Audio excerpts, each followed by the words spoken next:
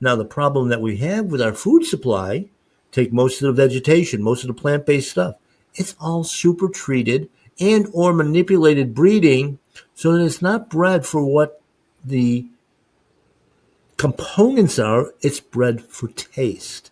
And most of that taste is different sugars. Of course, then we're using industrial lubricants called seed oil to eat, never designed to do that. And that throws off your whole endocrine system. And then, of course, on top of that, we throw in the chemicals that are used on the crops, the glyphosate and all the other desiccants that they use, and especially on grains, and which most of the complex carb superfoods supposedly have been doused with in processing. Now we have, celiac disease, we have, gluten intolerance, all of that. It's not gluten intolerance, it's basically poisoning. And of course, on the other side, we had a discussion with a client today, watched a video on commercial livestock farming where when the calves are born and the piglets are born, 3, 4, 5, 6 vex, hormone injections for fast growth. And of course, then the breeds are also bred for certain characteristics, either like on cattle, it could be for high milk production, or it could be for big muscling on the meat animals. Same thing with chickens.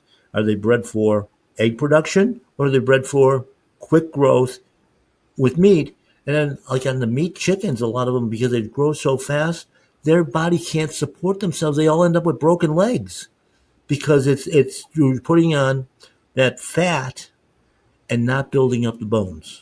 So, don't forget, Bill, to mention, as you know, grass-fed, grass-finished beef might look the same if you go to BJ's or Costco or Sam's or Publix, but it is definitely not the same as like buying from, the farms that you buy from, because as you know, we both did our homework, and a lot of those places are feeding their cattle molasses and barley and oats and sugars and high fructose corn syrup, vegetable oil, and and who's eating that?